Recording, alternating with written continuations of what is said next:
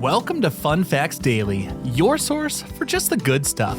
Monday through Friday, we're bringing fun facts and news you can use, all carefully curated to uplift and inform.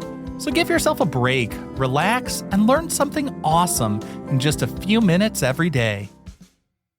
Hi everyone, I'm Kyle Wood, and today we're going to be learning all about sea pigs, scientifically known as Scotoplanes globosa.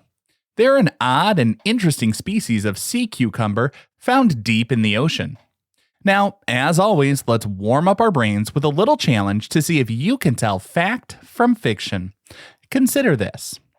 We breathe through our noses. Most sea creatures breathe through gills, but they say sea cucumbers tend to take a different approach.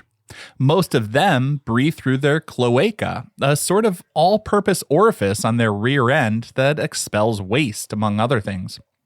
Would you believe sea pigs breathe through their butts?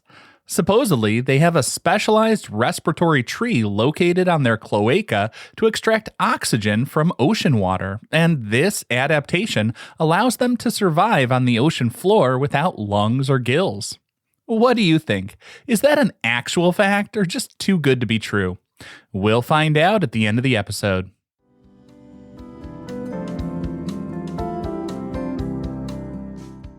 Now for your word of the day. Our word for today is benthic. That's B-E-N-T-H-I-C. Benthic refers to anything associated with or occurring on the bottom of a body of water. It's how scientists refer to the ecological zone at the lowest level of a marine or freshwater system, including the sediment surface and subsurface layers. Organisms living in the benthic zone, like the sea pig, are called benthos.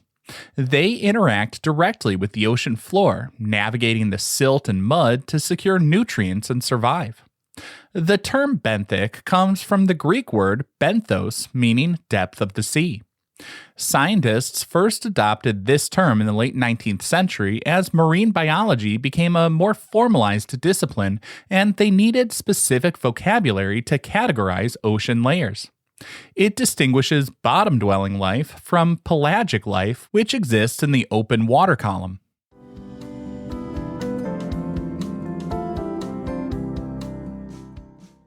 Time for your daily high five, our top 5 fun facts about sea pigs.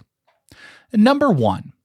A sea pig doesn't have true legs. They walk around on fluid-filled tubes operated by hydraulic pressure. A sea pig has 5 to 7 pairs of walking legs, but they're really just enlarged tube feet that inflate and deflate using water pressure. Water enters the sea pig's body through a specialized pore that channels through a series of internal canals. Valves control the flow of this water into the tube feet, creating the hydraulic pressure necessary to extend the foot downward. When a sea pig needs to take a step, muscle contractions force water out of the foot, lifting it from the ocean floor. This hydraulic method of locomotion conserves energy, making it an essential adaptation to survive in the deep ocean where food can be scarce. The broad antenna-like structures on their head are also modified tube feet. These upper appendages contain sensory papillae that detect chemical signals in the water, guiding the sea pig towards nutrient deposits. Number 2. Sea pigs have been known to gather in massive herds, all facing the exact same direction. Oceanographers using remotely operated vehicles frequently observe dense groups of sea pigs on the abyssal plain. The abyssal plain is a vast, flat area of the ocean floor, about 10,000 to 20,000 feet down. When I say it is vast, just for scale, it covers about half the Earth's surface. And as long as I'm talking about scale, I should mention that sea pigs are about 1.5 to 6 inches long. Anyways, these gatherings of sea pigs can span across acres of the ocean floor. But interestingly, researchers say these herds aren't interacting socially or communicating with one another. It's just hundreds of solitary foragers that happen to congregate around a shared nutrient-rich food source. They all face the same direction because of deep ocean currents. Sea pigs orient themselves to walk into the prevailing water flow, a behavior known as rheotaxis. This positioning allows their sensory tube feet to better detect chemicals from decaying matter. Facing the current also maintains their hydrodynamic stability, preventing the water stream from pushing them backwards or knocking them over. Number 3. Sea pigs are like deep-sea vacuum cleaners for the ocean floor. The diet of a sea pig consists almost entirely of detritus or waste or debris that sinks from the upper ocean layers. This sinking material, often referred to as marine snow, includes deceased microscopic organisms, fecal matter, and decaying plant material.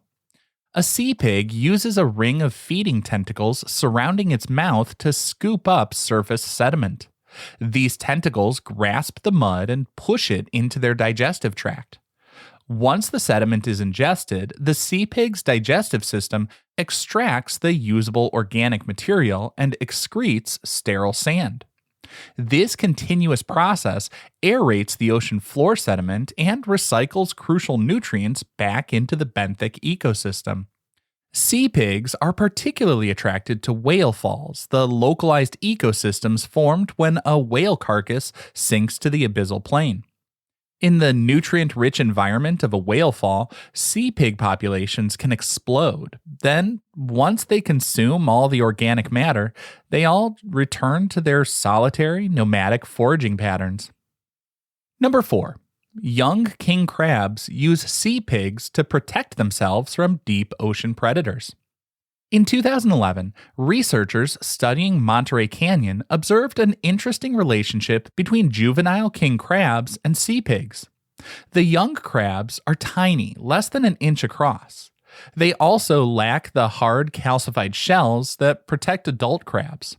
So, to survive in this vulnerable developmental stage, the crabs cling to the bottom and sides of sea pigs. The sea pig provides a moving shelter, protecting the crab from predatory fish and octopuses on the ocean floor. The scientists categorize this relationship as commensalism, a biological interaction where one species benefits while the other remains unaffected. The crabs gain physical protection and access to the food particles stirred up by the sea pig's movement. It appears the sea pigs are just unaffected, though. They don't seem to have any tissue damage or energy loss from carrying the hitchhiking crabs. And this happens a lot. Nearly a quarter of all sea pigs documented in certain deep-sea canyons were found to carry at least one juvenile crab with them. And our fifth and final fun fact for today: a sea pig's body is mostly water, and it will completely disintegrate if it's brought up to the surface. Sea pigs live at depths from between 1,000 to 6,000 meters under the surface, where the hydrostatic pressure is hundreds of times greater than at sea level. To survive in this environment without being crushed, they evolved without gas-filled cavities or dense skeletal structures. Their bodies actually use the extreme external pressure of the deep-sea ocean to hold their gelatinous tissue together. Their cell walls are highly permeable, allowing internal and external pressures to equalize constantly. When a sea pig is caught in a deep-sea trawling net and hauled to the surface, the pressure equilibrium is destroyed, though. The rapid decompression causes their delicate cell structures to expand and rupture. This means researchers can't retrieve a specimen to study in a standard aquarium. By the time they get to the surface, a sea pig specimen would just be an amorphous, gelatinous mound. So marine biologists can really only study sea pigs in their natural habitat using deep diving submersibles and robotic cameras.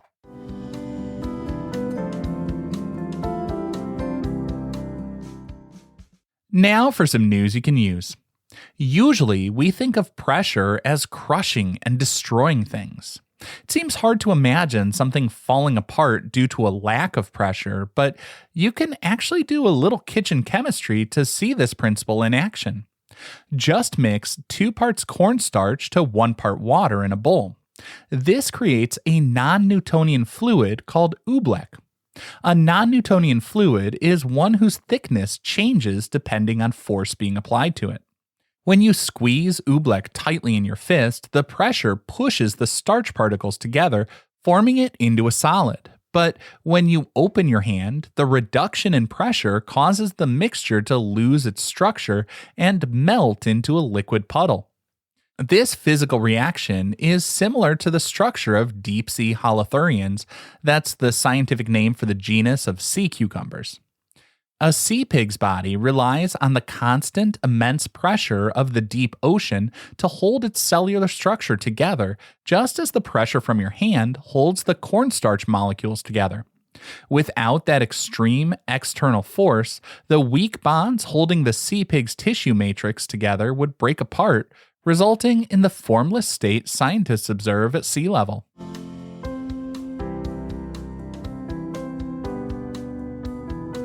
Finally, the moment you've been waiting for. At the beginning of the episode, I asked, could sea pigs really breathe through their butts? This one is a fallacy, but it's not too far from the truth. Most sea cucumbers do exactly that. They pump water into their cloaca and extract oxygen using an internal respiratory tree. But sea pigs belong to a specific deep-sea order called Elassapodida, and they're the exception to the rule. Sea pigs lack a respiratory tree. Instead, scientists believe they breathe directly through their skin and their large, modified tube feet. Because a sea pig's body is so gelatinous and its skin is incredibly thin, it acts as a permeable membrane. Oxygen dissolved in the ocean water diffuses directly through their skin and right into their internal fluids. Those strange antenna-like tube feet give them extra surface area to absorb this oxygen as the deep-sea currents wash over them. It's a process called cutaneous respiration, and it perfectly suits their slow-paced, low-energy lifestyle down in the abyss. So, sea pigs don't breathe through their butts, they breathe through their entire body. Now, I hope you enjoyed learning a bit about sea pigs with me today, and be sure to tune in every weekday for even more fun facts. Fun Facts Daily is an Airwave Media podcast. It was written, recorded, mixed, and edited by me, Kyle Wood. Thanks for sharing a part of your day with me. Be sure to follow Fun Facts Daily on your favorite podcast app so you can keep the good stuff coming your way every day. And if you like the show, please do me a favor and leave a kind rating, review, or just tell your friends about it.